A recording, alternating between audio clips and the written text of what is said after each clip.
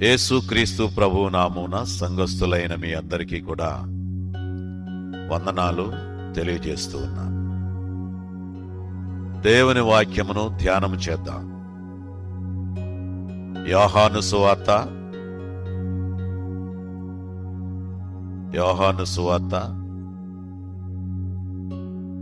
15వ అధ్యాయము. యోహాను సువార్త 15వ అధ్యాయము 23వ వచనం. యోహాను సువార్త 15వ అధ్యాయము 23వ వచనం. యేసు, ఒకడు నన్ను ప్రేమించిన ఎడలా వాడు నా మాట గైకొనును, అప్పుడు నా తండ్రి వానిని ప్రేమించును. మేము వాని యొద్దకు వచ్చి వాని యొద్ద నివాసము చేతుము. ఒకడు నన్ను ప్రేమించిన ఎడలా వాడు నా మాట గైకొనును, అప్పుడు నా తండ్రి వానిని ప్రేమించును.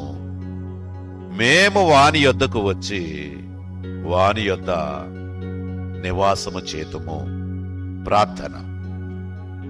మహాగణుడును మహోన్నతుడును పరిశుద్ధుడును నిత్య నివాసినైన మా ప్రియ పరలోకపు తండ్రి, మీ ఘనమైన నామానికి స్తుతులు స్తోత్రాలు చెల్లిస్తూ మీ పాద సన్నిధికి వచ్చాం.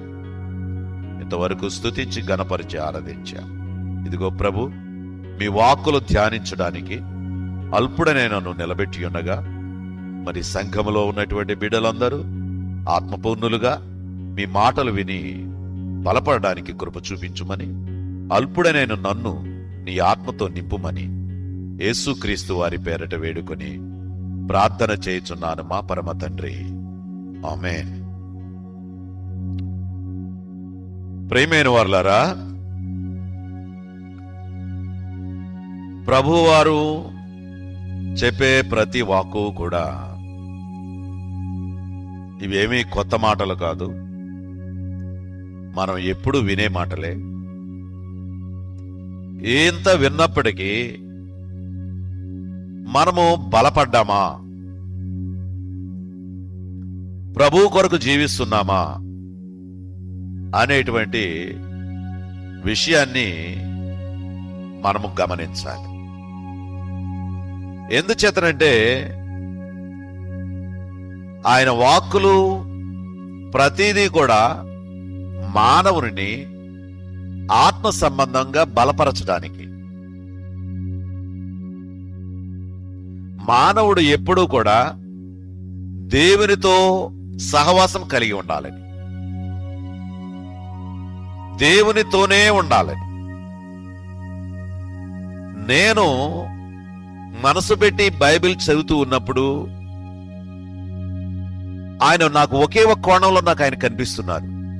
ఎందుచేతనంటే ఎంతసేపు కూడా నా పిల్లలు నాకు కావాలి,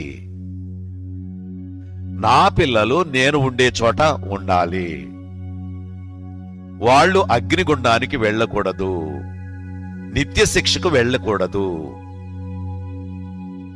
అందుకే భూలోకములో నా మాటలు నమ్మి విశ్వసించి వారు బలముగా ఉండాలి, నా దగ్గరకు చేరాలి అనే కాన్సెప్ట్ మాత్రమే నాకు కనబడుతూ ఉంటుంది. ఒకడు నన్ను ప్రేమిస్తే వాడు నా మాట గైకొంటాడు. మొదటి మాట, ప్రేమిస్తే ఏమవుతాడు? గైకొంటాడు. తండ్రి కుమారుణ్ణి ప్రేమిస్తున్నాడు అనుకోండి, దాని అర్థం ఏమిటి? తండ్రి కుమారుణ్ణి ప్రేమిస్తున్నాడు అనుకోండి, కుమారుడు ప్రతి పని కూడా తండ్రి చెప్పినట్లు చేస్తుంటే ప్రతి తండ్రి కూడా ఆ కుమారుని ప్రేమిస్తాడు. బాగా ఆలోచించండి. ప్రతి తండ్రి కూడా ఆ కుమారుని ప్రేమిస్తూ ఉంటాడు. కొంతమంది తండ్రులు అంటూ ఉంటారు, మా అబ్బాయి అండి నా మాట చెవదాటడండి. అవును, ఆ తండ్రి ప్రేమిస్తూ ఉంటాడు. అంటే ప్రేమిస్తే ఆయన మాటను గైకొట్టాడు. అప్పుడు అంటున్నాడు ఆయన, నా తండ్రి వారిని ప్రేమిస్తాడు, నన్ను ప్రేమించేవాడిని నా తండ్రి ప్రేమిస్తాడు. అంతేకాదు, మేము వచ్చి అతని యొద్దకు వచ్చి ఏం చేస్తాం? నివాసము. అందుకే ఈ మాటల ద్వారా ప్రతి వ్యక్తి కూడా బలపడి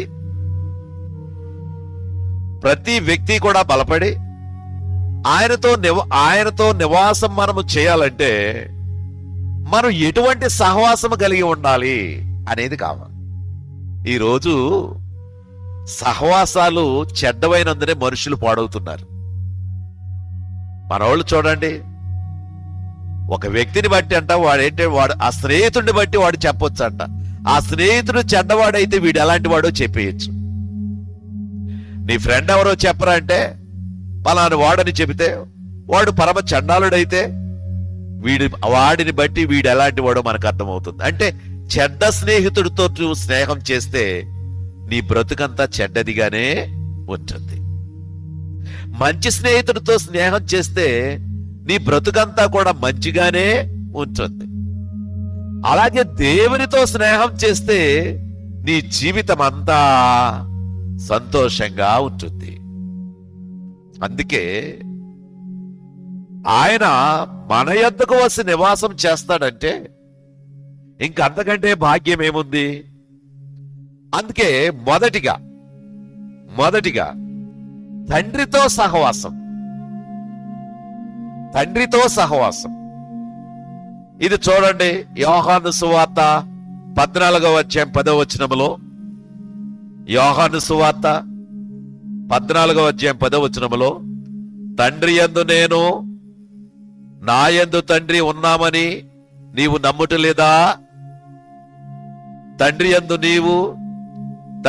నేను నా యందు తండ్రి ఉన్నామని నీవు నమ్ముటలేదా? నేను మీతో చెప్పుచున్న మాటలు నా అంతట నేనే చెప్పుడలేదు, తండ్రి నా యందు నివసించుచు తన క్రియలు చేయుచున్నాడు. అంటే ఇక్కడ ఏమిటంటే తండ్రితో సహవాసం. ఎవరు? ప్రభువు సహవాసం.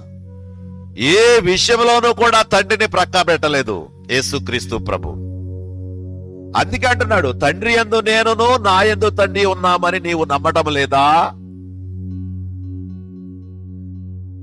నువ్వు అక్కడ ఉన్నటువంటి శిష్యులతో అంటున్నాడు, నువ్వు ఎక్కడికి వెళితే అక్కడికి వస్తామని చెప్పేసి పిలుపు అంటుంటే అక్కడ ఉన్నటువంటి మాటల్లో అంటున్నాడు, నా యందు తండ్రిను తండ్రి యందు నీవున్నావని నమ్మడం లేదా? నేను మీతో చెప్పుచున్న మాటలు నా అంతట నేనే చెప్పడం లేదు. నేను చెప్పే మాటలు నా అంతట నేను చెప్పడం లేదు. ఎవరితో? తండ్రి నా యందు నివసించుతూ తన క్రియలు చేయుచున్నాడు. అంటే తండ్రితో సహవాసం కుమారుడికి ఉంది. ఆ కుమారుడి మనం ఎరిగాము, ఆ కుమారుడి ద్వారా రక్షణ పొందాము. కాబట్టి తండ్రి కుమారుల సహవాసం మనకు చాలా విలువైనదిగా ఎంచబడి మనం నడుస్తూ ఉన్నాం. అందుకే తండ్రి నా యందు నివసించుచు ఏం చేస్తున్నాడు? తన క్రియలు చేస్తున్నాడని ప్రభు అయిన యేసుక్రీస్తు వారు చెబుతున్నారు. ఆ సహవాసం కూడా చూడండి, యోహాను మొదటి పత్రికలో మొదటి అధ్యాయం 3వ వచనములో చూడండి. మొదటి అధ్యాయం 3వ వచనములో, మాతో కూడా మీకును సహవాసము కలుగునట్లు మేము చూచిన దానిని వినిన దానిని మీకు తెలియచేయుచున్నాము. ఎటువంటి సహవాసం ఇది? ఇక్కడ తెలియజేస్తున్నాడు, మాతో కూడా మీకును సహవాసము కలుగునట్లు. యేసు ప్రభుతో ఉన్నారు, యేసు ప్రభుతో నడిచారు, యేసు ప్రభు ద్వారా అనేక కార్యాలు చేశారు వీరు. అటువంటి ఈయన అంటున్నాడు, మాతో కూడా మీకును సహవాసము కలుగునట్లు మేము చూచిన దానిని వినిన దానిని మీకు తెలియచేయుచున్నాము. మన సహవాసం అయితే తండ్రితో కూడాను ఆయన కుమారుడైన యేసుక్రీస్తుతో కూడాను ఉన్నది. గొప్ప మాటలండి. అందుగురించి మన సహవాసము తండ్రి సహవాసం. తండ్రిని ప్రేమించినప్పుడు, మన కుమారుని మనం ప్రేమిస్తున్నప్పుడు, ప్రభువైన యేసుక్రీస్తును ప్రేమిస్తున్నప్పుడు తండ్రి మనల్ని ప్రేమిస్తున్నాడు. ఎందుకంటే తండ్రి చిత్తాన్ని ఆయన నెరవేరుస్తున్నాడు కాబట్టి, కుమారుడైన యేసుక్రీస్తు ద్వారా మనకు రక్షణ వచ్చింది కాబట్టి, ఆ విషయాన్ని మనకు తెలియపరిచి మనల్ని ఆ సహవాసంలో బలపడమని చేస్తుంది. అందుకే తండ్రి సహవాసం చాలా ప్రాముఖ్యమైనది. రెండవదిగా కుమారుడితో సహవాసం. ఇక్కడ చూడండి, అయితే ఒక మాట ఇందులో ఒక విషయాన్ని మనం గుర్తుపెట్టుకుందాం. మొదటి యోహానులోనే మొదటి అధ్యాయంలో 6వ వచనం చూడండి. 6వ వచనం, ఆయనతో కూడా సహవాసము గలవారమని చెప్పుకొని చీకటిలో నడిచిన ఎడల మనం అబద్ధమాడుచు సత్యమును జరిగింపకొందుము. ఆయనతో కూడా సహవాసము గలవారమని చెప్పుకొని చీకటిలో నడిచిన ఎడల, క్రైస్తవులే తండ్రి గొప్పవాడని చెబుతారు, కుమారుడు గొప్పవాడని చెబుతాడు, పరిశుద్ధాత్మ గొప్పదని చెబుతారు, అంతా బాగానే ఉంటుంది, కానీ ఆ జీవితం ఉండదు. అందుకే ఇక్కడ అంటున్నాడు, ఆయనతో కూడా సహవాసము గలవారమని చెప్పుకొని చీకటిలో నడిచిన ఎడల. ఎంతమంది ఈరోజు చీకటిలో నడుస్తున్నారు? ప్రభువును నమ్ముకున్నాము, ప్రభు యొక్క వాక్య ప్రకారంగా బ్రతుకుతున్నామని చెబుతూ చీకటిలో నడిస్తే, చీకటిలో నడవడం అంటే ఏమిటి? పాపపు జీవితంలో, అది అక్రమము కావచ్చు, అన్యాయము కావచ్చు, ఇంకొకటి ఏదైనా కావచ్చు, ఏదైనా కావచ్చు. దేవునికి విరోధమైన కార్యము నీవు ఏదైనా చేస్తే అది చీకటి జీవితమే, అది చీకటి జీవితమే. అందుకే ఇక్కడ ఏమంటున్నాడంటే, ఆయనతో సహవాసము గలవారమని చెప్పుకొని ప్రభు బలలో పాల్గొంటున్నాను, సువార్తలు చేస్తున్నాను, నియమ కూడికలు పెడుతున్నాను, అనేక మంది దగ్గరకు వెళుతున్నాను, దేవుని సువార్తను ప్రకటిస్తున్నాను, దేవుని మాటలు చెబుతూ ఉన్నాను, అన్నీ చేస్తున్నాను. కానీ నీ జీవితం చీకటి జీవితం అయితే, నీ జీవితం చీకటి జీవితం అయితే, మనమందరము కూడా అబద్ధమాడుచు సత్యమును జరిగింపకుందుము. సత్యము లేనప్పుడు ఆ యొక్క విశ్వాసము మృతమే, ఆ సహవాసం వ్యర్థమే. అర్థమవుతుందా? సత్యములో లేనప్పుడు, ప్రభు యొక్క వాక్య ప్రకారమైన జీవితం లేనప్పుడు అది వ్యర్థమే, మృతమే. ప్రాణము లేని శరీరం ఎలాగో మృతమో, క్రియలు లేని విశ్వాసము మృతమే అంటున్నాడు యాకోబు పత్రికలో. ప్రాణము లేని శరీరం ఎలాగ మృతమో, క్రియలు లేని విశ్వాసం మృతమే. మన యొక్క సహవాసం వ్యర్థమే. కాబట్టి ఆ విధముగా తండ్రితో సహవాసం కలిగి ఉండాలి. రెండవదిగా కుమారుడితో సహవాసం. కుమారుడితో సహవాసం చూడండి, కొరింథీయులకు రాసినటువంటి మొదటి పత్రిక, పౌలు గారు ఇక్కడ ఏమంటున్నాడు? కొరింథీయులకు రాసినటువంటి మొదటి పత్రిక 1వ అధ్యాయము 9వ వచనములో, కొరింథీయులకు రాసిన మొదటి పత్రిక 1వ అధ్యాయము 9వ వచనములో, మన ప్రభు అయిన యేసుక్రీస్తు అను కుమారుని, మన ప్రభు అయిన యేసుక్రీస్తు అను తన కుమారుని సహవాసమునకు మిమ్మును పిలిచిన దేవుడు నమ్మతగినవాడు. ఎవరి సహవాసానికమ్మా? ప్రభు అయిన యేసుక్రీస్తు వారి సహవాసానికి. మన ప్రభు అయిన యేసుక్రీస్తు అను తన కుమారుని సహవాసమునకు మిమ్మును పిలిచిన దేవుడు, మిమ్మును పిలిచిన దేవుడు. ప్రతిదీ తండ్రే.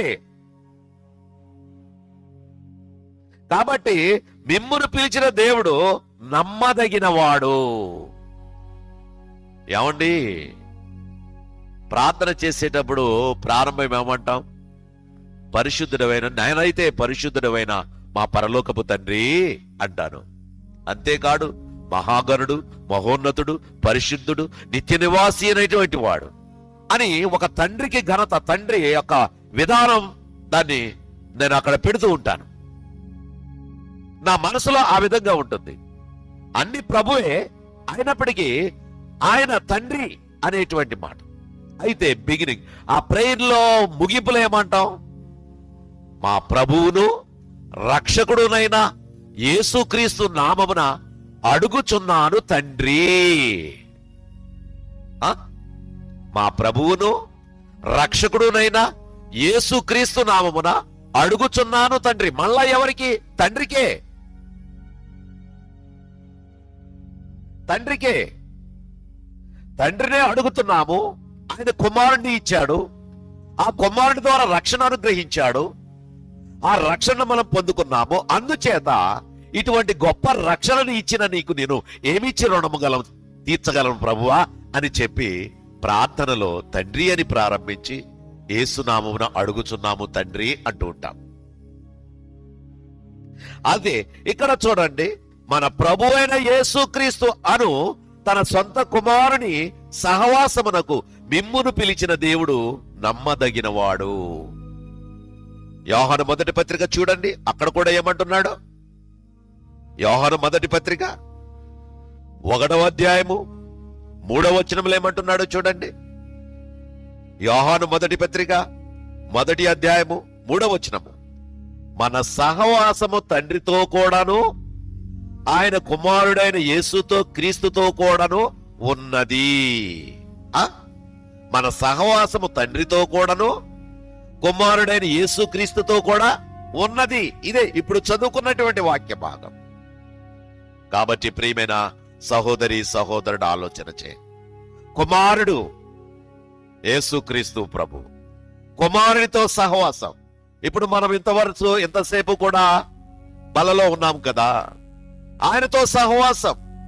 ఆయన చెప్పినది చెప్పినట్లుగా మనం చేస్తున్నాం. మీరు నేను వచ్చే వరకు కూడా ఇది చేయండి. మీరు నేను వచ్చే వరకు కూడా ఈ రొట్టెను తీసుకొనండి, ఈ ద్రాక్ష రసాన్ని తీసుకొనండి. ఆ ప్రకారంగా నేను ఆ రోజు ఏదైతే చేశానో అది మీరు చేయండి. అందుచేత మనము కుమారుడిని కూడా ఆయన సహవాసము గలవారమై ఉన్నాం. కీర్తన గ్రంథంలో 2వ అధ్యాయంలో 12వ వచనంలో ఒక మాట ఉందండి. కీర్తన గ్రంథం 2వ అధ్యాయం 12వ వచనంలో ఒక మాట ఉంది. ఏమిటో తెలుసా? అది కుమారుని ముద్దు పెట్టుకొనుడి, లేని ఎడల ఆయన కోపించును. కుమారుని ముద్దు పెట్టుకోండి, లేకపోతే ఏం చేస్తాడు? ఆయన కోపగిస్తాడు. యేసుక్రీస్తు ప్రభు రక్షకుడై వచ్చుంటే, ఆయన రక్షణ ఇస్తూ ఉంటుంటే, ఆయన నీ కొరకు ప్రాణం పెడితే, పరిశుద్ధ రక్తం కారిస్తే, నువ్వు ఏనాడు కూడా దాని గురించి నువ్వు రియాక్ట్ కాలేకపోతున్నావు. నీ చిన్నప్పటి నుండి సండే స్కూల్లో నడిచావు, సహవాసంలో ఎదుగుతూ ఉన్నావు. ఆ రక్షణ పొందినటువంటి కుటుంబంలో ఉన్న బిడ్డలా కనబడవు. రక్షణ పొందినటువంటి సహోదరులతో సహవాసం ఉండదు. రక్షణ పొందిన వారితో ఎవరితో కూడా ఏకీభవించలేవు, అందరికీ దూరంగా ఉంటావు. అటువంటప్పుడు నువ్వు ఏ విధముగా ఆ రక్షణ పొందుకున్నటువంటి కుమారుడికి దగ్గరగా ఉండేటటువంటి బిడ్డగా నువ్వు ఉంటావు చెప్పు? ఆయన ప్రేమించేవాడుగా ఉన్నావా? ఆయన ఆరాధించేవాడుగా ఉన్నావా? ఆయన గురించి 10 మందికి చెప్పేవాడుగా ఉన్నావా? నీ వ్యాపారమే, నీకున్నటువంటి సంపాదనే, నీ విధానమే ఉంది కానీ నీ సహవాసం పరిశుద్ధులతో ఉందా? క్రీస్తులో ఉన్నటువంటి వారితో ఉందా? లేనప్పుడు నీ సహవాసం వ్యర్థమే. కుమారుని ముద్దు పెట్టుకోనండి, లేకపోతే ఆయన కోపికిస్తాడు.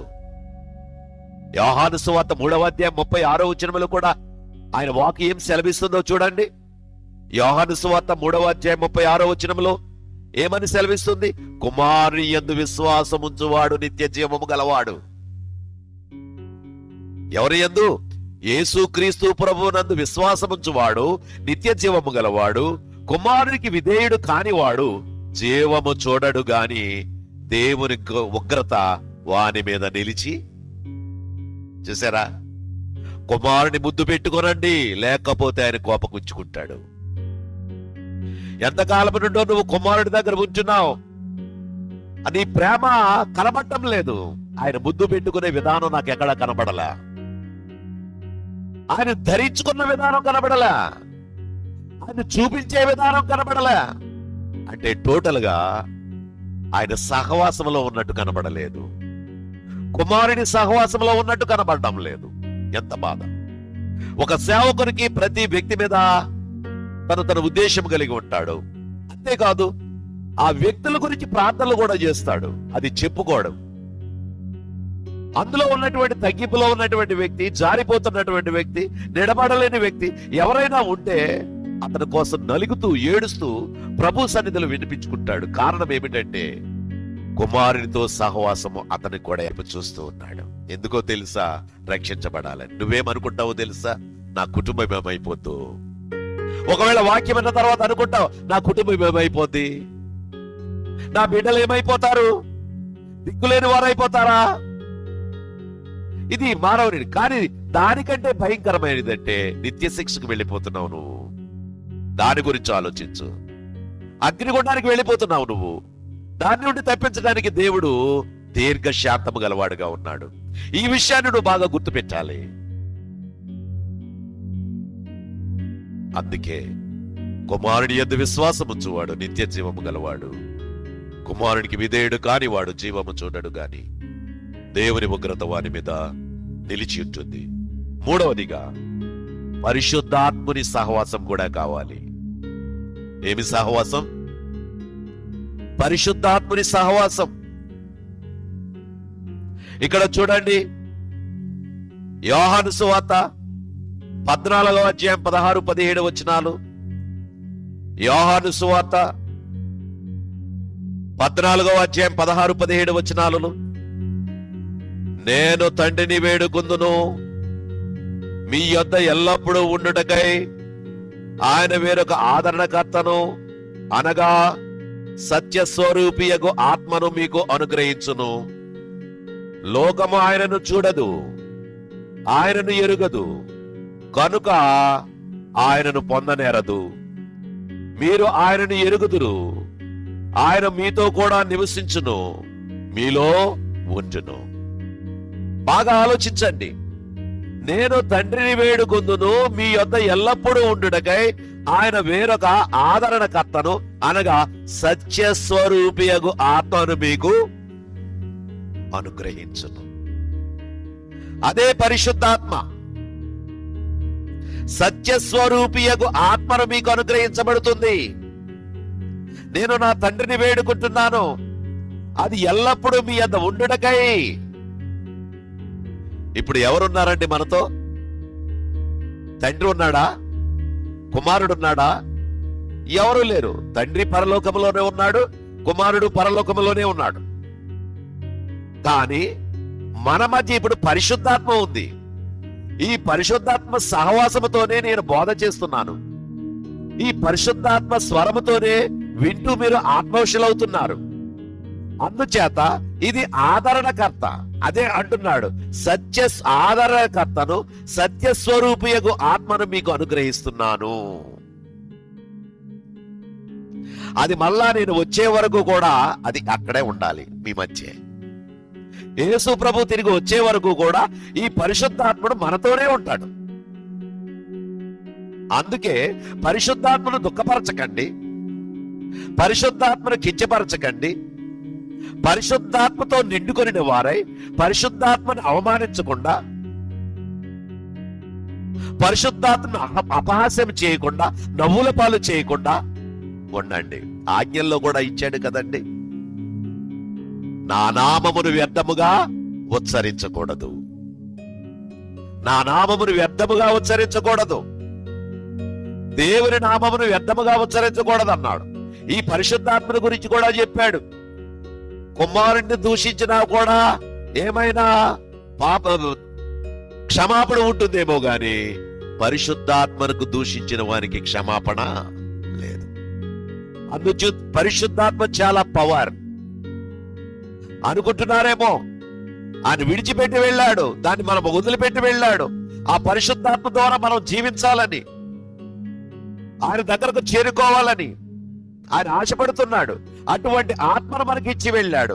లోకము ఆయన కొరకు, లోకము ఆయనను చూడదు, ఆయనను ఎరుగదు, కనుక ఆయనను పొందనేరదు.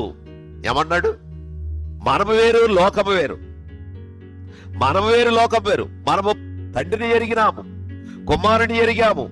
ఆయన ఇచ్చేటటువంటి పరిశుద్ధాత్మ ద్వారా రక్షణ పొందాం. మనం ఎరిగాం ఆ ఆత్మ ఎటువంటిదో. ప్రార్థన చేస్తే రోగం తగ్గుతుంది, ప్రార్థన చేస్తే దయ్యాలు పోతున్నాయి, ప్రార్థన చేస్తే మీరు అనుకున్నది జరుగుతుంది, సువార్తలకు వెళుతూ ఉంటే మీ సువార్త గంభీరంగా సాగుతుంది. కారణం ఏమిటి? ఆ పరిశుద్ధాత్మే. అపరిశుద్ధాత్మే. మేము సువార్తకు వెళుతున్నప్పుడు సంఘంలో స్త్రీలందరూ కూడా ప్రార్థన చేస్తున్నారే, ఆ సువార్త బలముగా సాగడానికి గల కారణం పరిశుద్ధాత్మ. అందుకే అక్కడ ఏమంటున్నాడంటే, లోకమైతే ఆయనను చూడదు, ఆయనను ఎరుగదు, కనుక ఆయనను పొందనేరదు. మీరు ఆయనను ఎరుగుదురు, ఆయన మీతో కూడా నివసించును, మీలో ఉండును.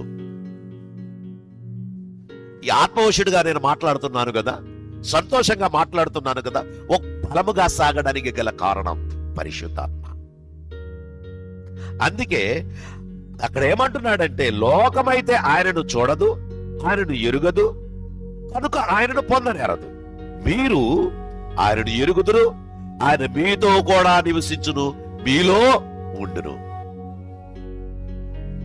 ఈ ఆత్మవశుడిగా నేను మాట్లాడుతున్నాను కదా, సంతోషంగా మాట్లాడుతున్నాను కదా, ఒక్కొక్కసారి శరీరంలో బాధలు ఉంటాయి, ఆ బాధలు కూడా మర్చిపోతాను. కారణం ఏమిటో తెలుసా? ఆత్మశక్తి అట్లాంటిది, ఆ పరిశుద్ధాత్మ శక్తి అలాంటిది. ఆ గుండె వేగం పెరుగుతుంది, రక్త ప్రసరణ పెరుగుతుంది, ఆత్మ సంబంధమైన ధారాళముగా వచ్చేస్తుంటాయి. అవి నేను మాట్లాడలేదు, ప్రభువే మాట్లాడిస్తూ ఉంటాడు. అందుగురించి పరిశుద్ధాత్మతో సహవాసము కలిగిన వారుగా ఉండాలి. యోహాను సువార్త 16వ అధ్యాయం 8వ వచనము చూడండి. యోహాను సువార్త 16వ అధ్యాయము 8వ వచనము చూడండి. ఆయన వచ్చి, ఎవరు వచ్చి? పరిశుద్ధాత్ముడు వచ్చి, ఆయన వచ్చి పాపమును గూర్చియు, నీతిని గూర్చియు, తీర్పును గూర్చియు లోకము ఒప్పుకొన చేయును. ఎంత ఏమిటది? పరిశుద్ధాత్మ. పరిశుద్ధాత్మ వచ్చి పాపమును గూర్చి, నీతిని గూర్చి, తీర్పును గూర్చి లోకమును ఒప్పింప చేస్తుంది. ఎంతమంది ఎందుకు వచ్చారు? వెంకటరెడ్డి గారు ఎందుకు వస్తున్నారు? ఇంకొక సహోదరు ఎందుకు వస్తుంది? ఇంకొక సహోదరుడు ఎందుకు వస్తున్నారు? ఈ సహోదరులందరూ దేవుని ఎరగనప్పటికీ కూడా వారు ఎందుకు వస్తున్నారు? అందులో ఉన్నటువంటి ఆ శక్తిని, పరిశుద్ధాత్మ శక్తి, ఆ శక్తిని పొందుకుంటే ప్రభువుని వెంబడించడానికి మనం సిద్ధపడి ఉంటాం. అందుకే ఇక్కడ ఆ ప్రకారంగా ఆయన వచ్చి పాపమును గూర్చి, నీతిని గూర్చి, తీర్పును గూర్చి లోకము ఒప్పుకొని చేయను. అట్లాగే అపోస్తుల కార్యాలు చూడండి. అపోస్తుల కార్యాలు 2వ అధ్యాయంలో 38, 39 వచనాల్లో పేతురు గారు అంటాడు, అపోస్తుల కార్యాలు 2వ అధ్యాయము 38, 39 వచనాలలో పేతురు గారు అంటున్నాడు, ఏమంటున్నాడు? మీరు మారు మనసు పొంది పాప క్షమాపణ నిమిత్తము ప్రతివాడు యేసుక్రీస్తు నామమున బాప్తిస్మము పొందండి, అప్పుడు మీరు పరిశుద్ధాత్మ అను వరమును పొందుదురు. ఎప్పుడైతే మీరు బాప్తిసం తీసుకున్నారో, ఎప్పుడైతే మీరు బాప్తిసం తీసుకున్నారో అప్పుడు ఆ పరిశుద్ధాత్ముడు మీ మీద బాగా పనిచేస్తాడు. యేసుక్రీస్తు ప్రభువారు బాప్తిసం తీసుకుని వస్తూ ఉంటుండగా ఆకాశములో నుండి, ఈయన నా ప్రియ కుమారుడు, ఈయన యందు నేను ఆనందించుచున్నాను, ఒక గొప్ప స్వరం, పరిశుద్ధాత్మ పావురము వలె అన్నాడు అక్కడ. అందుగురించి ఇప్పుడు మన ముందు ఉన్నది, మన మధ్య ఉన్నది ప్రస్తుతానికి యేసు ప్రభు వచ్చే వరకు కూడా, వారు వచ్చే వరకు కూడా మన మధ్య ఉన్నది ఏమిటి? పరిశుద్ధాత్మ. అందుకే మన మాటలోను, తీరులోను, ప్రవర్తనలోను, చూపులోను, అన్నిటిలోనూ కూడా మనము చాలా నిష్ట కలిగి ఉండాలి. ఆత్మను దుఃఖపరచకూడదు, ఆత్మను ఆర్పకండి అన్నాడు. అందుచేత మనము చాలా జాగ్రత్తగా, అందుకే ఇక్కడ అంటున్నాడు, అప్పుడు మీరు పరిశుద్ధాత్మను వరమును పొందుదురు. ఈ వాగ్దానము మీకు, మీ పిల్లలకును, దూరస్తులందరికీ, అనగా ప్రభు అయిన మన దేవుడు తన యొద్దకు పిలిచిన వారికి అందరికీ చెందునని వారితో చెప్పాను. ఎంతమంది? పూర్వకాలంలో ఇవేమి కాదు. ఏంటంటే వారంటే కిరస్తాన. ఏంటయ్యా జనం ఎలా వెళ్తున్నారు, జనం ఎలా వెళ్తున్నారు, డ్రమ్ము కొట్టుకుంటూ పాట పాడుకుంటూ ఆ గోదావరి పక్క వెళ్తున్నారు. ఏంటయ్యా అంటే ఆయన ఎవరో తానం ఇచ్చుకుంటున్నాడంట అనేవారు. తానం ఇచ్చుకుంటున్నాడంట అంటే ఏంటి? బాప్తిసం తీసుకుంటున్నాడంట. అప్పుడు వారికి తెలిసేది కాదు. ఆ పాటలు పాడుకుంటూ వెళ్తూ ఉంటుంటే ఏంటి తానం ఇచ్చుకుంటాడా అంటే ఏమిటి? యేసు ప్రభువును నమ్ముకుంటున్నాడు, బాప్తిసం తీసుకోవడానికి వెళుతున్నాడు, యేసుక్రీస్తు ప్రభు రక్షకుడుగా అంగీకరిస్తున్నాడు. ఇంకా అక్కడ నుంచి ఏం చేస్తున్నది? పరిశుద్ధాత్మ కార్యము చేయాలి. యేసు దగ్గరకు నడిపించాము, యేసు వైపు చూచాడు, యేసు రక్షణ పొందుకున్నాడు, వాక్యమును పట్టుకున్నాడు. ఇక బలపడుతూ ఉండాలి. పౌలు గారు ఏమయ్యాడు?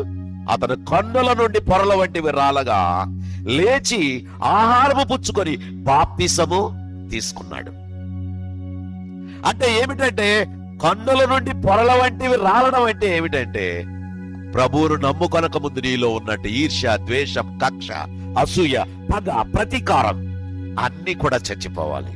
అప్పుడే నువ్వు బాప్తిసం తీసుకోవాలి. అప్పుడు పరిశుద్ధాత్ముడు నిన్ను బలపరిచి ఆయనలోకి నడిపిస్తాడు. అందుచేత ఇక్కడ ఏమంటున్నాడు? అప్పుడు మీరు పరిశుద్ధాత్మను వరమును పొందుతారు. ఈ వాగ్దానము మీకును మీ పిల్లలకును దూరస్తులందరికీ అనగా ప్రభు అయిన మన దేవుడు తన యొద్దకు పిలిచిన వారికి అందరికీ చెందునని వారితో చెప్పాడు. వారి యొద్దకు పిలిచిన వారికి అందరికీ ఎంతమంది ఈ రోజునండి? ఎంతమంది అండి? ఇప్పుడు సహోదరులు వస్తూ ఉంటారు నా దగ్గరకు వైద్యం చేసుకునే టైంలో. నేను వారికి ట్రీట్మెంట్ చేస్తూ ఉంటాడుగా మాటల సందర్భంలో వారు కూడా చెబుతూ ఉంటారు, మేము ప్రభువుని నమ్ముకున్నామండి. గతంలో ఇటువంటి వాడని నేను ఇటువంటి జీవితాన్ని విడిచిపెట్టాను. నేనే కాదు, నా కుమారుడు, నా కుమార్తె, నా అల్లుడు అందరూ కూడా ప్రభువుని నమ్ముకున్నాం, విశ్వసించాం. ఆ పాత బ్రతుకు, రోత బ్రతుకు ఎంత భయంకరమైన బ్రతుకో ఆ బ్రతుకు నుంచి విమోచించబడి ఎంతో సంతోషంగా ఉన్నాం, ఉన్నదానితో తృప్తిగా ఉన్నాం, చక్కటి వస్త్రములు ధరించుకుంటున్నాం, చక్కని మాటలు మాట్లాడుతూ ఉన్నాం, ప్రభు మాదిరి చూపిస్తున్నాం. అదంతా కారణం ఏమిటంటే ఇప్పుడు మీరు పరిశుద్ధాత్మను పొందుకున్నారు కాబట్టి ఆ బ్రతుకుని మీరు చూపించగలుగుతున్నారు. పరిశుద్ధాత్మను మీరు పొందుకున్నారు గనుక ఆ బ్రతుకును చూపిస్తున్నారు. పరిశుద్ధాత్మను పొందుకున్నారా? పరిశుద్ధాత్మను పొందుకుని మీ కార్యాలు చూపిస్తున్నారా? వేరే వారు వెనకల వచ్చిన వారు బలపడి వారి కార్యాలు చూపిస్తున్నారు. కానీ ఎప్పటి నుంచో 40 years సర్వీస్ ఉన్నటువంటి వారు, ఎప్పటి నుంచో ఉన్నటువంటి వారు ప్రభువును చూపించలేకపోతున్నారు. ఇది బాధాకరము కాదా?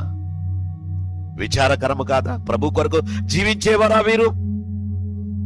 అందుగురించి పరిశుద్ధాత్మతో సహవాసం లేకపోతే మన జీవితాలు వ్యర్థమే. పరిశుద్ధాత్మతో సహవాసం ఉండాలి. తండ్రితో సహవాసం ఉండాలి, కుమారునితో సహవాసం ఉండాలి, పరిశుద్ధాత్మనితో సహవాసం ఉండాలి. 4వదిగా వెలుగులో సహవాసం.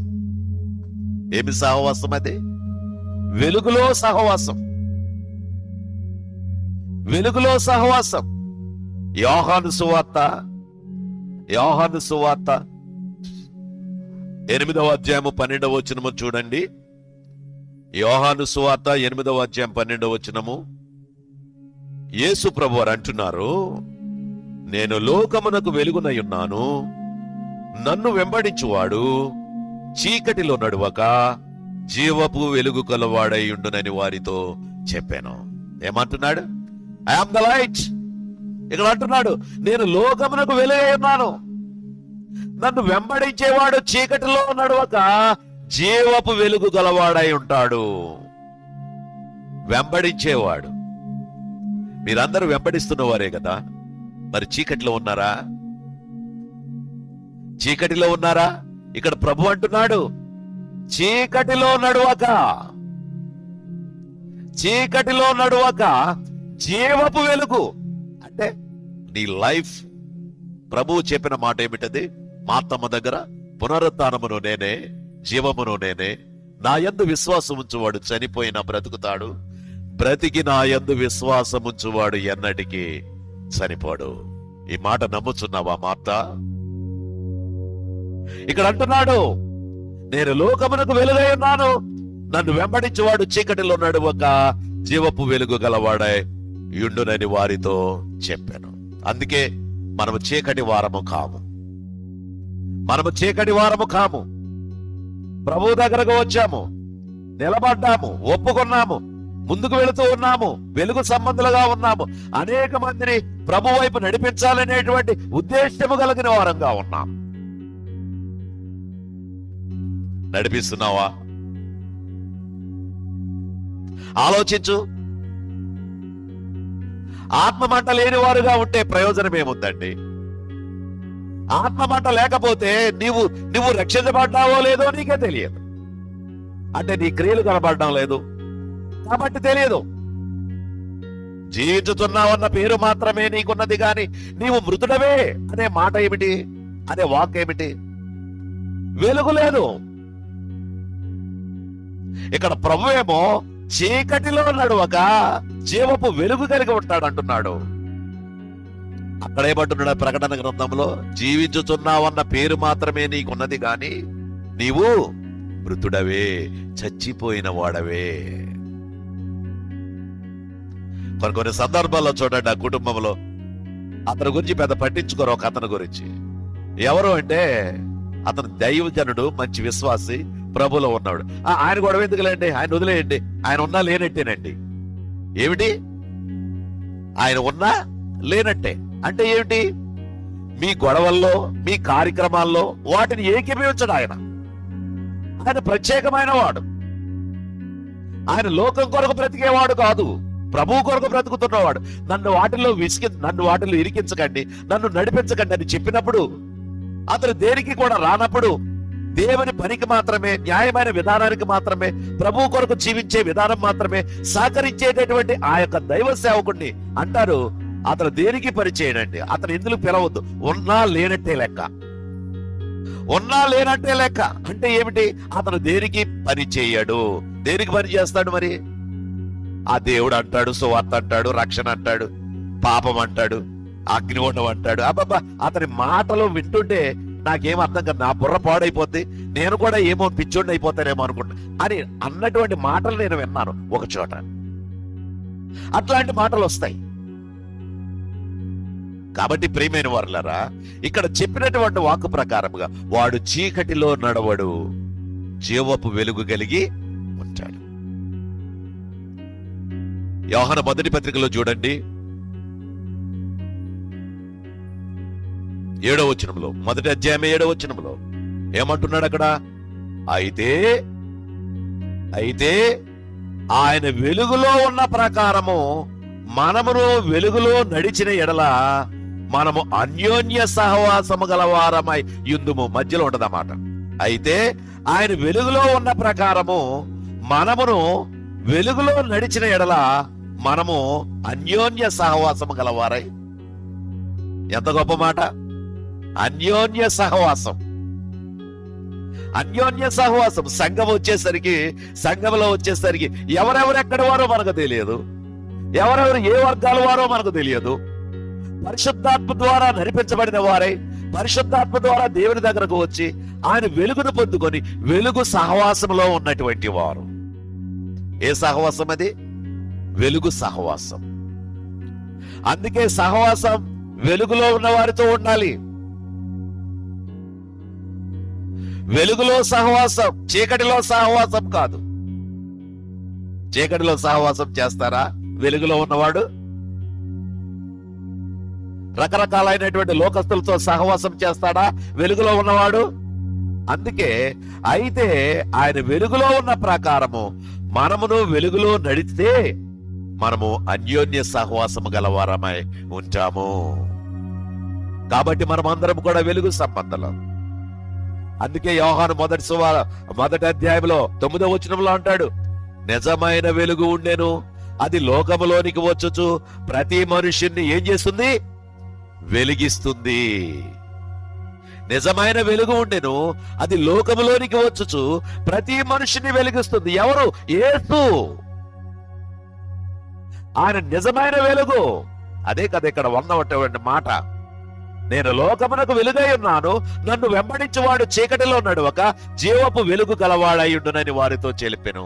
ఇక్కడ అంటున్నాడు 1:9 యోహాను సువార్త 1వ అధ్యాయం 9వ వచనంలో అంటున్నాడు. ఏమంటున్నాడు అజా? ఆయన వెలుగు, ఆ వెలుగు లోకములోనికి వచ్చుచు ప్రతి మనిషిని ఏం చేస్తుంది? వెలిగిస్తుంది. మనందరినీ వెలిగించింది.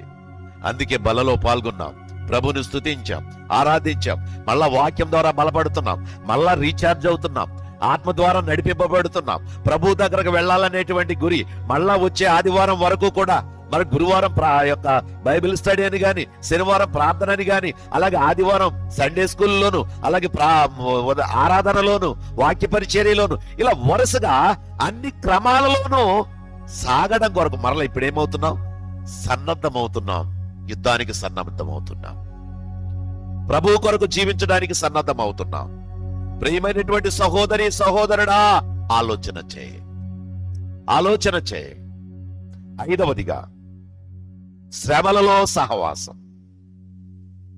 ఏంటో శ్రమలలో చాలా మంది క్రైస్తవులు శ్రమలు వచ్చిన వారి ఇంటికి వెళ్ళరు, ఇబ్బందులు వచ్చిన వాళ్ళ ఇంటికి వెళ్ళరు, అడుగు పెట్టరు. అసలు ఏంటి? ఆ వారి ఇంటికి వెళ్ళాలి, వారిని షేర్ చేసుకోవాలి, వారు ఏంటి తెలుసుకోవాలి, ఆ విధంగా మనం ముందుకు సాగాలి. అలాగే శ్రమలలో కూడా మనము ప్రభువుని విడిచిపెట్టని వారంగా ఉండాలి. ఇక్కడ చూడండి, ఈ వాక్యాన్ని మనం ఒకసారి చూద్దాం. ప్రభు అయిన యేసు వారు ఏం చేస్తున్నాడు ఆ మాట మనం చూద్దాం. యోహాను సువార్త 16వ అధ్యాయం 33వ వచనంలో, యోహాను సువార్త 16వ అధ్యాయం 33వ వచనంలో మధ్యలో ఉంది చూడండి. లోకములో మీకు శ్రమ కలుగును, అయినను ధైర్యము తెచ్చుకొనుడి, నేను లోకమును జయించి ఉన్నాను. ప్రభువారు చెబుతున్నాడు, లోకములో మీకు శ్రమ కలుగుతుంది, ధైర్యం తెచ్చుకోండి, నేను లోకాన్ని జయించాను. యేసు ప్రభు నమ్ముకున్న ప్రతి వాడికి కూడా శ్రమ వస్తుంది. శ్రమ రాని వాడు క్రైస్తవుడే కాడు. అర్థమైందా? శ్రమలు లేనివాడు క్రైస్తవుడు వాడు. యేసు ప్రభు నమ్ముకున్నప్పటి నుంచి నాకు డబ్బే డబ్బండి, ఆశీర్వాదమే ఆశీర్వాదం అండి, గొప్ప గొప్ప ఉద్యోగాలు వచ్చేసేయండి, గొప్ప గొప్ప ఉద్యోగాలు చేస్తున్నామండి, చాలా గొప్పగా ఉన్నామండి, మేము అందరం చాలా బాగా సంపాదించుకున్నామండి, బాగా బ్రతుకుతున్నామండి. ఏమిటో తెలుసా? ఇది క్రైస్తవ జీవితానికి మాదిరి కాదు. ఇది ఇదే సాక్ష్యాలు ఎక్కువైపోయాయి. ఇప్పుడు ప్రపంచం అంతా కూడా ఇదే ఎక్కువైపోయాయి. అందరూ బాగుండాలి, అందరూ బాగుండాలి, అందరూ గొప్పవాళ్ళు అయిపోవాలి. ఇంకా దౌర్భాగ్యం ఏమిటంటే, నా దగ్గరకు వచ్చిన వాడు కారులో కొని తిరుగుతున్నారు, నా దగ్గరకు వచ్చిన వాడు అపార్ట్మెంట్లు కొనుక్కుంటున్నారు, నా దగ్గరకు వచ్చిన వారు విదేశాలు వెళ్ళిపోతున్నారు. ఈ విధంగా ఉంటుంది. ఏంటి జ్యోతిష్యం? ఎంత దిగజారిపోయింది, ఎంత దిగజారిపోయింది. ప్రభు ఇక్కడ ఏమంటున్నాడు? లోకములో మీకు శ్రమ కలుగుతుంది, ఆయనను ధైర్యము తెచ్చుకోండి, నేను లోకమును జయించేశాను, నేను జయించాను. నా పిల్లలు మీరు నాలాగా మీరు బ్రతకలేరా? బ్రతకగలం ప్రభువా, కానీ కానిలోనే ఉంది హాని, కానిలోనే ఉంది. బ్రతకగలం ప్రభువా, కానీ ప్రభువేమో బ్రతుకుతారు మీరు అంటున్నాడు, బ్రతుకుతారు మీరు, నిలబడండి అంటున్నాడు ప్రభు. అప్పుడే మేము నిలబడలేమంటున్నాం. అందుచేతే శ్రమలు వస్తే కంగారు పడుతున్నాం, ఇబ్బందులు వస్తే నలిగిపోయి మన విశ్వాస జీవితాన్ని పాడు చేసుకుంటున్నాం. ఎంత బాధాకరం. అక్కడ చూడండి, అపోస్తుల కార్యాలు 14వ అధ్యాయం 22-23 వచనాల్లో అక్కడ పౌలు గారు వెళ్ళి అక్కడ ఎలాగా వాళ్ళని విశ్వాసంలో వాళ్ళని బలపరుస్తున్నారో దృఢపరుస్తున్నాడో చూద్దామా? అపోస్తుల కార్యాలు 14వ అధ్యాయము 22-23 వచనాలు. అపోస్తుల కార్యాలు 14:22-23. శిష్యుల మనసులను దృఢపరిచి, పౌలు బర్నబా అక్కడికి వెళ్ళారు. అక్కడ శిష్యుల మనసులను దృఢపరిచి విశ్వాసమందు నిలకడగా ఉండవలెననియు, అనేక శ్రమలను అనుభవించి మనము దేవుని రాజ్యంలో ప్రవేశింపవలెననియు వారిని హెచ్చరించిరి. అమ్మా, ఏమని హెచ్చరిస్తున్నారు ఇక్కడ? ఏం చెబుతున్నారు? బాగా ఆలోచించండి బాబు. మీరు కూడా ఇక్కడ పౌలు బల్లబాలు వాళ్ళు ఏం చెబుతున్నారు? అక్కడ ఉన్నటువంటి విశ్వాసులకు ఏం చెబుతున్నారు? అక్కడ ఉన్నటువంటి శిష్యుల మనసులను దృఢపరిచి విశ్వాసమందు నిలకడగా ఉండండి, అనేక శ్రమలు అనుభవించి, అది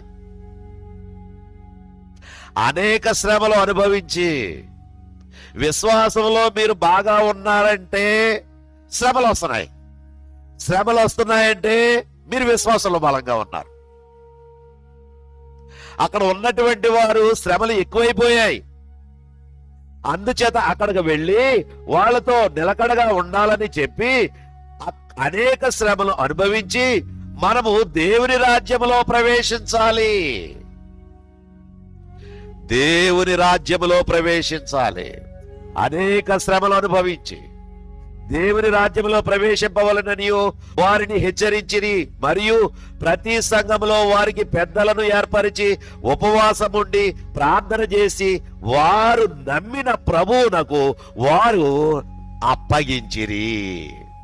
వారి నమ్మిన ప్రభువునకు వారిని ఏం చేశారు?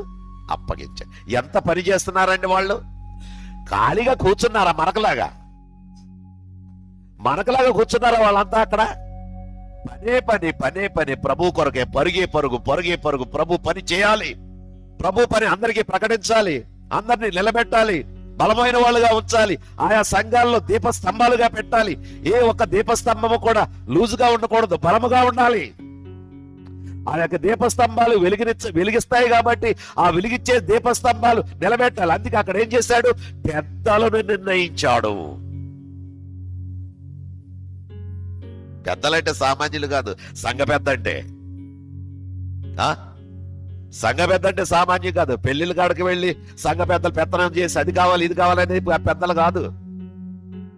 అవన్నీ మనం మర్చిపోయాం. గతంలో పూర్వకాలం చేసేవారు. దేవుని యొక్క మహాకృపను బట్టి అవన్నీ విడిచిపెట్టాం. ఆ యొక్క పొంతన ఎక్కడా లేదు. ఆ పెద్దలు కాదు వీరు. వీరేం పెద్దలు? వీరు ప్రభువుని స్థిరపరిచి, విశ్వాసాన్ని స్థిరపరిచి, శ్రమల్లో ఉన్న వారికి దేవుని యొక్క వాక్యాన్ని ప్రకటించి ఉపవాసం ఉండి ప్రార్థన చేసి అక్కడ పెద్దలు నిలబెట్టారు. అందుకే అక్కడ ఏముంది? శ్రమలలో సహవాసము కలిగినటువంటి వారుగా మనం ఉండాలి. శ్రమలలో సహవాసము కలిగినటువంటి వారుగా ఉండి బలపరిచేటటువంటి వారుగా ఉండాలి. ఆ రీతిగా ఎప్పుడైతే ఉన్నామో అప్పుడు ప్రభువు కొరకు జీవిస్తాం. చూశారా ఏ విధముగా వారు చేస్తున్నారు? శ్రమలలో పౌలు గారు అదే అంటాడు కదా, అనేక శ్రమలు పడ్డాను అన్యుల వల్ల, అన్యజనుల వల్ల. ఆ ప్రయాణంలోనూ ఆ నదుల మీద ప్రయాణం చేసేటప్పుడు దోణి తిరగబడిపోయినప్పుడు, అలాగే దొంగల వల్ల దారిలో వెళుతూ ఉంటే దొంగలు కూడా ఆపదలు వచ్చాయి. ఆ ఇరుకుల్లో కూడా అలాగే విధంగా వెళ్ళాను. ఒకసారి రాళ్లతో కొట్టబడ్డాను, అక్కడ పడిపోయాను, చచ్చిపోయాను అనుకుని వదిలేసి వెళ్ళారు. అక్కడి నుంచి మరలా నేను వచ్చాను. ఈ శ్రమలో ఇన్ని శ్రమలు పడుతూ కూడా ఎక్కడైనా చల్లబడ్డాడా పౌలు గారు? చిన్నది ఎదురైతే అబ్బో ఎండ కాలుపు కొట్టేస్తుందని బాబు, సువార్త చేయలేము. నేనే అంటుంటాను ఒక్కొక్కసారి, అయిపోయి చాలా వేడిగా ఉందండి అంటాడు. భయం. కానీ ఆనాడు వారు ఇటువంటి కార్యాలు చేసిన వారు కాదు, వెనుతిరిగిన వారు కాదు. వాళ్ళు ప్రభు కొరకు బలముగా పనిచేసినటువంటి వారు, ప్రభు చిత్తాన్ని నెరవేర్చిన వారు. అందుకే వారు ఆత్మపూర్ణులు. బలముగా వారు చేసిన కార్యాలు ఎన్నెన్నో అద్భుతాలు సాధించారు. ప్రియమైన సహోదరి సహోదరుడు, ఆలోచన చేయి. శ్రమలలో సహవాసము కలిగి ఉండాలి. సంఘంలో ఎవరికైనా ఇబ్బంది కలిగితే వెంటనే వారిని సంప్రదించి దగ్గర కూర్చొని మాట్లాడుతూ ప్రభువులో వారిని బలపరిచేవారుగా ఉండాలి. మనం వెళ్ళలేదనుకోండి, సంఘ పెద్దలే ఆ ఎరుకులో ఇబ్బందుల్లో ఉన్నటువంటి కుటుంబానికి వెళ్ళలేదనుకోండి, ఏమైపోతాడు ఆయన? ఎవరికి చెప్పుకుంటాడు? కొంతమంది అనారోగ్యంగా ఉన్నప్పుడు వారి గృహానికి వెళ్ళకపోతే మేము ప్రార్థన చేస్తున్నాం అనే కంటే ముందు ఏం చేయాలి? వారి గృహాలకు వెళ్ళాలి. ప్రభు చెప్పాడు కదా మత్తయి సువార్త 25వ అధ్యాయంలో, నేను చెరసాల్లో ఉంటే మీరు చూడడానికి వచ్చారా? నేను ఆకలిగా ఉంటే అన్నం పెట్టడానికి వచ్చారా? నాకు దాహంగా ఉంటే దాహం ఇవ్వడానికి వచ్చారా? మీరు రాలేదే. ఎప్పుడు ప్రభు నువ్వు ఎప్పుడు వచ్చావు మా కొరకు? మా దగ్గరికి ఎప్పుడు వచ్చా ప్రభు అని వాళ్ళు అడుగుతూ ఉంటుంటే ప్రభు అన్నాడు, నేను మీ దగ్గరకు రాలేదు గాని నా పేరట ఎవరైనా సరే మీ దగ్గరకు వచ్చి అడిగినప్పుడు అది మీరు చేయాలి. ప్రతి విషయాన్ని కూడా ప్రభు చాలా స్పష్టంగా తెలియజేశాడు. అని ఎక్కడా కూడా దాయలేదు. ప్రతి విషయాన్ని మనకు అర్థమయ్యే భాషలో, మనకు శ్రమలు వచ్చినా ఆ శ్రమల్లో మనం ఎలా నిలదొక్కుకోవాలో ఆయన చెప్పాడు. మీకు శ్రమ కలుగుతుంది అని ముందే చెప్పాడు కదా. ఆయనను ధైర్యం తెచ్చుకోనండి, నేను లోకాన్ని జయించాను. ఆయన లోకాన్ని జయించాడు. పౌలు గారు లోకాన్ని జయించాడు. ఆయన శ్రమలను జయించాడు. పేతురు గారు శ్రమలను జయించాడు. శిష్యులందరూ కూడా ప్రభు కొరకు బ్రతికారు, శ్రమలు అనుభవించారు. ఇంకా చెప్పుకోవాల్సి వస్తే ఇంకా గొప్ప విషయం ఏంటో తెలుసా? హతసాక్షులైపోయారు. ఏమయ్యారు? హతసాక్షులు. ప్రభు కొరకు చచ్చిపోయారు.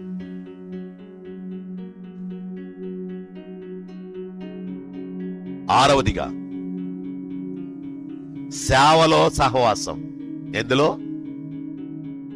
సేవ, దేవుని పని, అందులో కూడా సహవాసం కలిగి ఉంటుంది. ప్రతిదీ కూడా సహవాసమేనండి. ప్రతిదీ కూడా సహవాసమే. సహవాసాన్ని విడిచిపెడితే వాడు ఏమవుతాడు తెలుసా? వెనకబడిపోతాడు. ఏమండి, 10 పుల్లలు కలిపి పొయ్యిలో పెడితే బగబగా మండుతాయి. ఎన్ని పుల్లలు? అటు 5 పుల్లలు, ఇటు 5 పుల్లలు ఇలా పెట్టి, ఇప్పుడు పొయ్యిలు కూడా కనబడటం లేదులేండి. అటు ఇటు పెట్టి అలా పెట్టి మంట పెడితే ఈ 5 పుల్లలు కలిసి మండుతూ ఉంటాయి.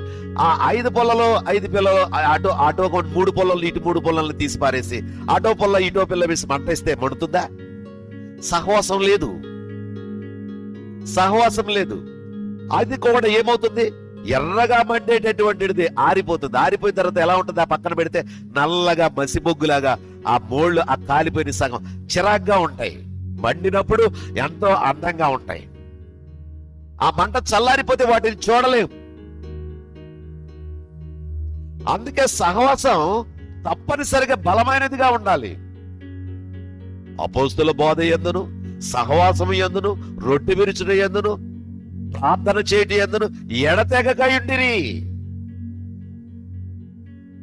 మరి ఉన్నామా? ఇక్కడ చూడండి, సేవలో సహవాసం. యోహాను సువార్త 12వ అధ్యాయము 26వ వచనం. యోహాను సువార్త 12వ అధ్యాయము 26వ వచనం. ఒకడు నన్ను సేవించిన ఎడల, అంటే సేవ చేసిన ఎడల, నన్ను వెంబడింపవలెను. ఒకడు నాకు సేవ చేయాలనుకుంటే, నా పని చేయాలనుకుంటే ఏమి చేయాలి? నన్ను వెంబడించాలి. నేను ఎలా నడిచానో అదే నడకన నువ్వు నడగాలి. అందుకు నువ్వు నడకపోతే నా పని మానేయి. అందుకే యాకోబు పత్రికలు అంటాడు, మీలో అనేకులు బోధకులు కాకుండుడి. మీలో అనేకులు బోధకులు కాకుండుడి. బోధకులకు కఠినమైన తీర్పు. ఇక్కడ ప్రభు అంటున్నాడు, ఒకడు నన్ను సేవించిన ఎడల నన్ను వెంబడింపవలెను, అప్పుడు నేను ఎక్కడ ఉండునో అక్కడ నా సేవకుడును ఉండును. అది నన్ను వెంబడించాలి. అప్పుడు నేను ఎక్కడ ఉండునో అక్కడ నా సేవకుడు కూడా ఉంటాడు. ఎక్కడ ఉంటాడో అక్కడ నా సేవకుడు ఉంటాడు. ఒకడు నన్ను సేవించిన ఎడల నా తండ్రి అతనిని ఘనపరచును. సేవించిన ఎడల నా తండ్రి అతనిని ఘనపరచును. అనేక మాటలు కదా. ఎవడైనా నా స్వరం విని తలుపు తీసిన ఎడల నేను అతని యొద్దకు వచ్చి అతనితో, నేను నాతో అతను కలిసి భోజనము చేస్తాం. అలాగే ఇక్కడ బిగినింగ్ లో వాక్యం కూడా అదే. ఒకడు నన్ను ప్రేమించిన ఎడల వాడు నా మాటలు గైకుంటాడు, అప్పుడు నా తండ్రి వాడిని ప్రేమిస్తాడు. మేము వాని యొద్దకు వచ్చి వాని యొద్ద ఏం చేస్తాం? నివాసం చేస్తాం. తండ్రితో కుమారుడితో నివాసం. పరిశుద్ధాత్మ ద్వారా ప్రేరేపింపబడిన వారై, మండింపబడిన వారై తండ్రి యొద్దకు పంపించేటటువంటి పరిశుద్ధాత్మ శక్తి ఎంత గొప్పదో అర్థం చేసుకోండి. అందుకొచ్చి పరిశుద్ధాత్మతో మీరు బలంగా ఉండి ప్రభు దగ్గర వెళ్లే విధంగా గురి కలిగి బ్రతకండి. గాని పరిశుద్ధాత్మని ఆర్పకండి, దుఃఖపరచకండి. ప్రభు కోసం జీవించేలా ముందుకు వెళ్ళండి. అదే ఆయన కోరుతూ ఉన్నాడు. కాబట్టి ఒకడు నన్ను సేవిస్తే నన్ను వెంబడించాలి. అప్పుడు నేను ఎక్కడ ఉంటానో అక్కడ నా సేవకుడు ఉంటాడు. ఒకడు నన్ను సేవిస్తే నా తండ్రి అతన్ని ఘనపరుస్తాడు. పౌలు గారు తిమోతికి రాస్తూ అంటున్నాడు చూడండి, అది కూడా చూద్దాం. పౌలు గారు ఆయన శిష్యుడు తిమోతి గారు, నా నిజమైన కుమారుడు తిమోతి అంటాడు కదా పౌలు గారు.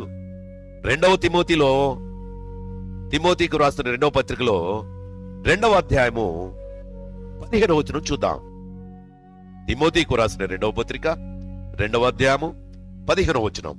దేవుని ఎదుట యోగ్యునిగాను, సిగ్గుపడనక్కరలేని పనివానిగాను, సత్యవాక్యమును సరిగా ఉపదేశించువానిగాను నిన్ను నీవే దేవునికి కనబరుచుకొనుము. చూడండి ఎంత స్పష్టంగా, దేవుని ఎదుట యోగ్యునిగాను, సిగ్గుపడనక్కరలేని పనివానిగాను, సత్యవాక్యమును సరిగా ఉపదేశించువానిగాను నిన్ను నీవే దేవునికి కనబరుచుకొనుటకు జాగ్రత్త పడు. తిమోతి జాగ్రత్త. యవనుడైన తిమోతి జాగ్రత్త. దేవుని పని చేస్తున్నావు సుమా, దేవుని పని చేస్తున్నావు సుమా, దేవుని సేవలో ఉన్నావు సుమా. ఈ రోజున ఎంతో మంది దేవుని సేవకులు దేవుని పనిలో ఉంటున్నారు. యవనస్తులైనటువంటి వారు దేవుని పనిలోనికి వస్తున్నారు. మంచిదే, దేవుని పని చేయాలి. ఎందుకంటే సువార్త ప్రకటించవలసిన స్థలాలు బోల్డున్నాయి. దేవుని కోత విస్తారమే, పనివారు తక్కువ. కోత విస్తారంగా ఉంది, పనివారు తక్కువగా. అయితే నువ్వు ఏ పనివాడవు? ఆత్మల భారంతో కలిగిన పనివాడవా, ఆస్తుల భారంతో వచ్చిన పనివాడవా? ఆత్మల భారంతో వస్తే నీకున్నటువంటి ఇరుకులు గాని ఇబ్బందులు గాని అన్ని లెక్క చేయకుండా ఆత్మల భారంతో ఆ గృహాల దగ్గరకు వెళ్లి ప్రార్థన చేసి వారికి దేవుని యొక్క వాక్యము ప్రకటించి వాళ్ళు ప్రభువులో నడిపించుటకు శాయశక్తులా ప్రయత్నిస్తావు. ఆస్తుల భారము ఉన్నవాడు అయితే, ఏ స్థలంలో అయితే మనకు ఆదాయం బాగుంటుంది, ఏ స్థలంలో అయితే ఎలా ఉంటుంది, ఆ విధమైన పనివాడుగా ఉంటావు. ఆ పనివాడు కానే కాడు. వాడు ఇస్కరియోతు యోధా లాంటి వాడు.